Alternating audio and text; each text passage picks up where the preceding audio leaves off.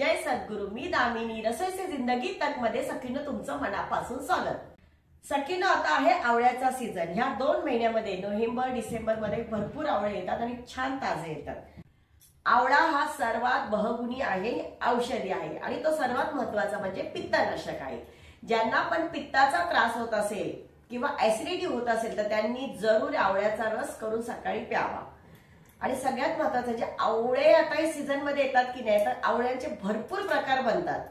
तर तुम्ही त्याच्यातले बघा, तुम्ही कोणता आवडतो तो करा। आपण थोडक्यातले जास्तीत जास्त करण्याचा प्रयत्न करूया। तर चला सखीनं, आज आपण करूया आवळ्यापासून लोणचं। सखीनं तर चला आपण आता साहित्य बघूया।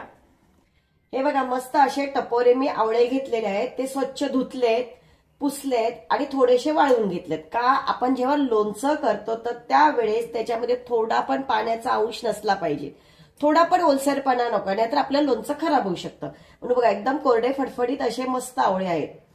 तर आपण आता काय करणार आहोत, सर्वप्रथम साहित्य दाखवते। हे आवळे, ही बघा, हे ना राई मिळते, अशी लोणच्याची राई मिळते। जर ती मिळत नसेल तर लाल राई किंवा सफेद राई घ्यायची, थोडीशी मिक्सरमध्ये अशी जाडसर वाटून घ्यायची। थोडेसे आपण मेथी दाणे घेतलेले आहेत। तुम्हाला किती मसाला लागतो त्याप्रमाणे आपण घेणार आहोत। कोणाला जास्त आवडतो कमी असतो, पण लोणच्यामध्ये नेहमी मसाला हा जास्त टाकायचा, कारण तो मसाल्यामध्ये जो कोणताही आपण पदार्थ करतो, कोणतंही लोणचं करतो तर त्याचा अर्क उतरतो, तो छान लागतो मसाल्यामध्ये, म्हणून मसाले जास्त घ्यायचे। मेथी आहे, हा तिखट काश्मीरी पावडर आहे तिखट, आणि मीठ, हळद, थोडीशी बडीशोप, आणि हे आहे हिंग आणि तेल। तेल आपण जास्त घेणार आहोत कारण ते पूर्ण लोणच्यामध्ये मुरलं पाहिजे। आपण सर्वप्रथम तेल गरम करून घेऊया। छान मस्तपैकी गरम करायचं तेल। जास्त पण असं भरपूर उकळवायचं नाही आणि जास्त पण असं कोमट असं नाही पाहिजे। छान अशी वाफ आली पाहिजे मस्तपैकी। आणि दुसरीकडे आपण थोडेसे मसाले आहेत ना, ते भाजून घेऊया। आपण बडीशोप ना ती थोडीशी भाजून घेणार आहोत। आपण बडीशोप भाजून घेऊया। काही जण धने पण घालतात, पण लोणच्यामध्ये धन्याची तितकी टेस्ट मला म्हणजे असं वाटतं की बरोबर नाहीये, म्हणून मी बडीशोप थोडीशी घेतली। आणि त्याच्यामध्येच आपली थोडीशी मेथी, ही मेथी आहे ती आपण थोडीशी घालणार। मेथी जास्त भाजून नाही घ्यायची, कारण का माहितीये, नाहीतर मग कडवट असं मेथी कडवट होते आणि कडवट असा वास येतो। थोडीशी हलकीशी आपण ती भाजून घेणार आहोत। आणि हे आहे आपले मोहरीचे बारीक कुटलेले असे दाणे मिळतात, ते बारीक कुटलेली मोहरी आहे। आपण मिक्सरमध्ये पण आणून अशी बारीक करू शकतो। त्याला थोडंसं आपण ओलसरपणा कमी होण्यासाठी भाजून घेत आहोत। हे बघा, हे छानसं भाजून झालेलं आहे। आपण आता काढून घेऊया त्याला आणि आपण हे आता थंड करायला ठेवूया। आता बघा, मस्तपैकी आपलं तेल तापलेलं आहे। आपण त्याच्यामध्ये बारीक गॅस करूया, त्याच्यामध्ये हिंग घालूया। 1 चमचाभर हिंग घालणार आहोत। गॅस बंद करून घेऊया। आता तेल छान तापलेलं आहे, त्याच्यातच आपण थोडीशी हळद। आता तेल मस्तपैकी तापलेलं आहे, आपण हे तेल थंड करण्यासाठी ठेवूया। सखीनं, तर तुम्हाला प्रश्न पडला असेल की सर्वप्रथम तेल का गरम केलं, कारण आपले आवळे कापेपर्यंत ते आपलं तेल जे गरम केलेलं आहे ते थंड होईल, म्हणून आपण सर्वात प्रथम काय केलंय, तेल गरम करून घेतलंय आणि मसाला भाजून घेतलाय। म्हणजे दोन्ही गोष्टी आपले आवळे कटिंग होईपर्यंत छान पैकी मस्त थंडगार होणार। तर चला सखीनं, आता आपण आवळे कापून घेऊया। आवळ्याच्या आपण अशा फोडी करून घेऊया। आता तुम्हाला बारीक पाहिजे, मोठ्या पाहिजे, त्या हिशोबाने तुम्ही करून घ्या। आता मी मीडियम मध्ये घेते, अशी कापून घेते। बघा, हे आवळ्यामध्ये बिया असतात, त्या आपण बाजूला काढून घेणार आहोत आणि मस्तपैकी असे आवळे कटिंग करून घेणार आहोत।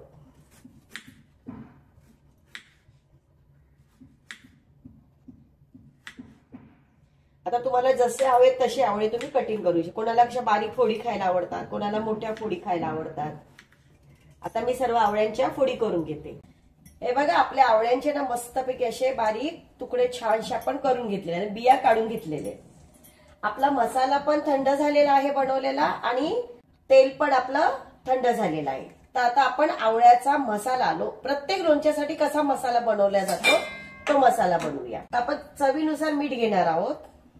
आता तुम्हाला किती मीठ लागतं त्या हिशोबाने, तर आपण चवीनुसार मी 1 चमचाभर मीठ घेतलेलं आहे। थोडीशी हळद, पाव चमचा हिंग घेतोय, कारण आपण फोडणीमध्ये पण घातलेली आहे। हिंग टाकल्यामुळे लोणचं खराब होत नाही आणि सुगंध छान येतो लोणच्याला. आणि तिखट मसाला आहे, हे 4 चमचे तिखट मसाला. आता तुम्हाला किती तिखट लागतं त्याप्रमाणे, काही जणांना 1 चमच्यामध्ये भरपूर होतं, पण तरी पण आपण 4 चमचे घेऊया, कारण हा मसाला तिखट नसतो. आपण 4 चमचे तिखट मसाला घेतलाय. आणि हे आपण जे बडीशोप, राई आणि मेथीचे दाणे, तर हे सर्व आपण भाजून घेतलेले, भाजून थंड केलेले. एक लक्षात ठेवायचं नेहमी, मेथीचे दाणे असतात ते जास्त भाजायचे नाहीत, नाहीतर त्याच्यातला कडवटपणा त्याच्यामध्ये जास्त उतरतो भाजल्यामुळे. फक्त नुसतं आपण परतून घ्यायचं त्याला. आणि हे आपलं सगळं भाजलेलं आहे ते आपण याच्यात घालणार आहोत. आणि हे सर्व आपण एकजीव करून घेऊया. आता आपला हा मसाला तयार झालेला आहे, तर याच्यामध्ये आपण आवळे घालून घेऊया. आणि हे आवळे पण आहेत ना, आपण याच्यामध्ये एकजीव करून घेऊया, म्हणजे सर्व मसाले ना त्याला लागेल बरोबर.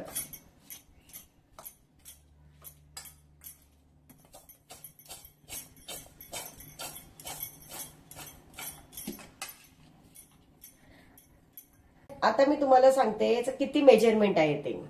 आपण अर्धा किलो आवळे घेतले, त्याच्यासाठी आपण काय केलं, तुम्ही लाल राई घेऊ शकता, पिवळी घेऊ शकता, किंवा असे लोणच्यासाठी खास राई मिळते, ती अशी बारीक तुकडे केलेली, किंवा ती घेऊ शकता. 200 ग्रॅम घेऊ शकता किंवा पाव किलो घेऊ शकता. कारण का माहितीये का, 200 ग्रॅम घेतली तरी पण चालते, आणि पाव किलो घेतली की आपल्याला त्याचा एक मसाला जास्त मिळतो, म्हणून मी पाव किलो घेतले. आणि मेथी दाणे आहेत ते 2 चमचे घ्यायचे. हा चमचा असतो आपला नेहमी खाण्याचा, त्याच्यातले 2 चमचे घ्यायचे. आणि चवीनुसार मीठ आहे, थोडंसं हिंग, आणि आपण सर्व मिक्स करणार आहोत. आणि तेल, याच्यामध्ये हे तेल किती टाकायचं, तर हे सर्व मसाला आहे तो बुडून गेला पाहिजे त्याच्यामध्ये. कारण कधीही तुम्ही लोणचं करताना तर लोणच्याच्या ज्या फोडी असतात त्या खाली राहिल्या पाहिजे, त्याच्यावरती तेल आलं पाहिजे. का, म्हणजे बुरशी येत नाही आणि लोणचं आपलं खराब होत नाही म्हणून. आता आपण हे तेल गरम केलेलं आहे ते याच्यामध्ये घालून घेऊया.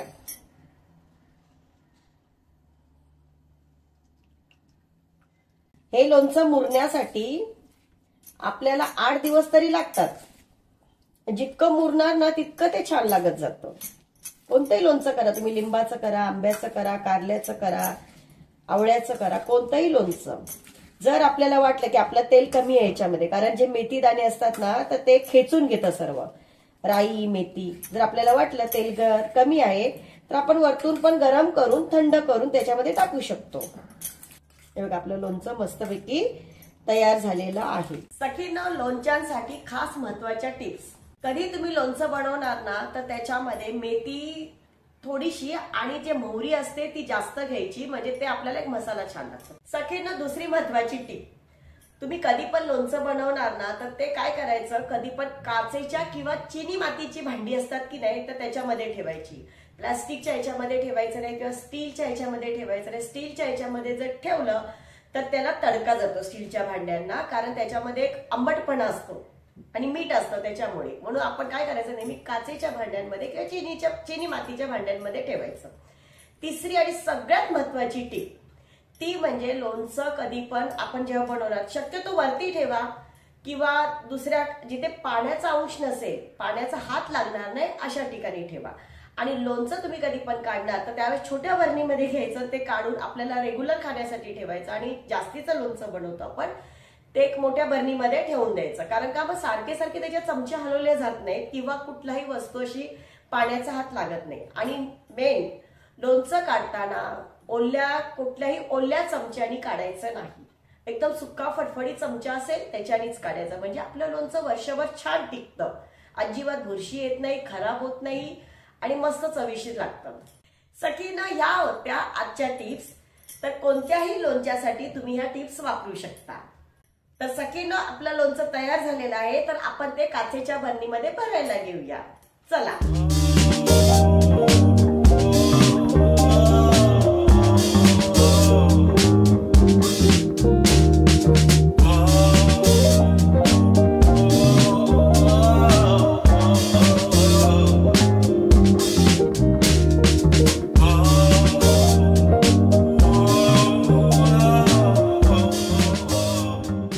सखींनो, आता आपलं लोणचं तयार झालेलं आहे, आपण खाऊन बघूया.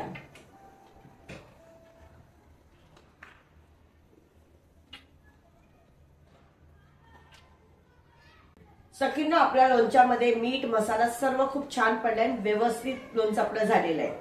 आणखी 8 दिवसानंतर मुरल्यानंतर आणखी सुंदर लागणार. खरोखर अतिशय सुंदर झाले, एकदम परफेक्ट. त्याच्यामध्ये तेल मीठ मसाला मस्तपैकी पडलेला आहे. नमक पण मीठ पण जास्त नाही वगैरे काही नाही, आणि एकदम छान मुरल्या. 8 दिवसानंतर खूप सुंदर लागणार आहे लोणचं. तुम्ही असंच लोणचं बनवा आणि कमेंट मध्ये मला सांगा. माझ्या चॅनेलला लाईक शेअर सबस्क्राईब करा. थँक्यू.